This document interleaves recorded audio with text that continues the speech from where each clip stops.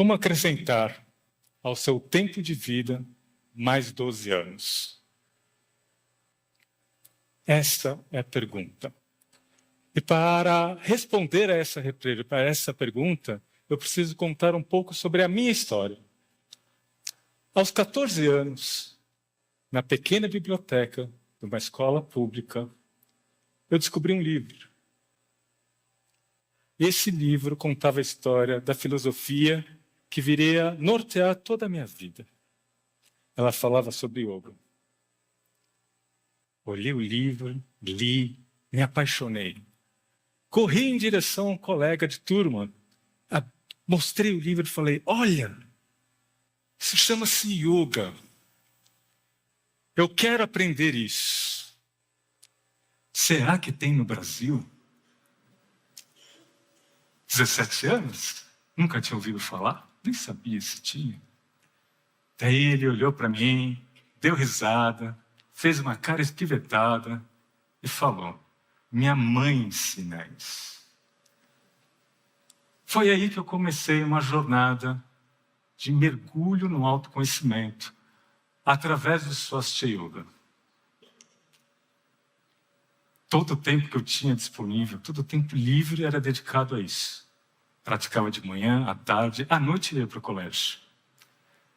Estudava muito, ao ponto de, em apenas um ano, aos 16, eu começar a dar aulas. 16, um ano e pouquinho. Quando eu comecei a dar aula, tive a oportunidade, então, de vivenciar a profissão. O que era ensinar? O que era transmitir essa filosofia que eu amava tanto para outra pessoa? Contudo, aos 17 anos eu tive dúvida. Será que é isso mesmo que eu quero fazer toda a minha vida? Era o que eu pensava. Afinal de contas, aos 17 anos a gente tem muito futuro. Muito futuro, muitas decisões. Muitas decisões, dúvidas.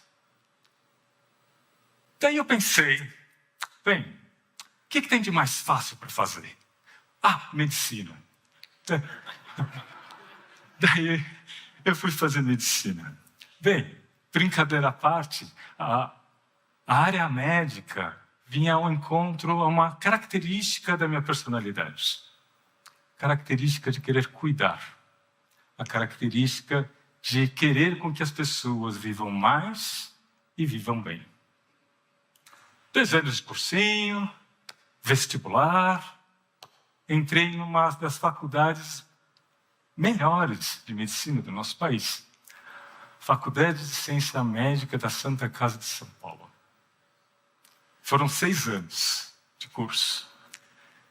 Nesses 6 anos, eu aprendi muita coisa. Foram 6 anos incríveis. Curso de medicina não é para os fracos. Mas eu tive a oportunidade de confrontar aquilo que eu conhecia no yoga, na prática, com ciência. Então, através da anatomia, fisiologia e até mesmo através da área clínica, eu sempre encontrava um mecanismo através da qual as técnicas do yoga agiam dentro do corpo físico. Também, na faculdade de medicina, eu aprendi uma outra coisa. A vida é frágil. A vida é muito frágil. Estou vivo? Não estou mais. Um lapso de tempo, piscar de olhos. E sempre que eu via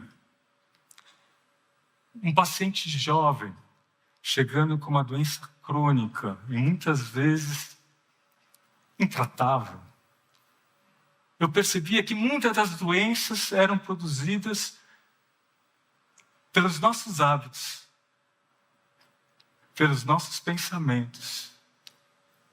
E pensamentos são como as pedras. Constrói-se, mas também as pedras destroem e matam.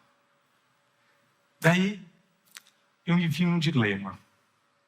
Principalmente porque eu me recordava de uma das minhas primeiras alunas, aos 16 anos, Maria Augusta. Maria Augusta era uma mulher de 48 anos, mas com idade biológica de 70. Apesar de ser cronologicamente jovem, ela era mirradinha, já não andava bem. A voz era fininha, fraca, os olhos opacos. Já não ciclava mais. Cabelo todo prateado. Maria Augusta começou a praticar comigo. Um menino e uma mulher adulta. Mas eu percebi que ela se apaixonou pelo yoga tanto quanto eu. Mergulhou profundo, praticou muito. E eu tive a oportunidade de presenciar uma verdadeira transformação na Maria Augusta. A voz foi ganhando corpo, foi ficando forte, o aparelho reprodutor voltou a funcionar. As técnicas corporais, o asana, deu força, ela ficou ereta. A raiz do cabelo começou a ficar escura. Começou a ficar escura e conforme ela ia crescendo, ela ia cortando e o cabelo retornou à cor original. Foi aí que eu pensei, vou trabalhar com a doença ou vou trabalhar com a prevenção da doença? Foi nesse momento que eu tomei a decisão de retornar à prática do yoga e mergulhar dentro dela e ensinar para muitas pessoas para evitar que elas chegassem jovens com doenças crônicas aos médicos. Tá, professor. Levanta lá a Luciana e fala, tá, professor. Mas isso daí é um caso que você experienciou. Eu concordo mesmo. Todavia, um artigo publicado pela Maharishi University of Management mostra que as pessoas que meditam, e não se enganem, a meditação faz parte do yoga. E essas pessoas têm idade cronológica 12 anos menor. Aliás, a idade biológica 12 anos menor do que a idade cronológica. Um outro artigo, publicado esse ano, em fevereiro de 2024, demonstra o impacto da técnica do yoga sobre a fisiologia do envelhecimento. E o que eles descobriram? Eles descobriram que esse processo depende do sistema nervoso autônomo. O sistema nervoso autônomo é aquele que é automático, que não tem controle. Mas os yoguins são os mestres do sistema nervoso autônomo, capazes de manipulá-lo através de técnicas. E existem duas facções, o parasimpático e o simpático. Simpático, ele está associado à nossa luta, à nossa preservação quanto indivíduo, preservação contra a doença, preservação contra a morte. Portanto, numa situação de risco, o sistema simpático libera adrenalina. As mãos ficam pálidas para você não sangrar, a pupila se dilata para você enxergar melhor, libera-se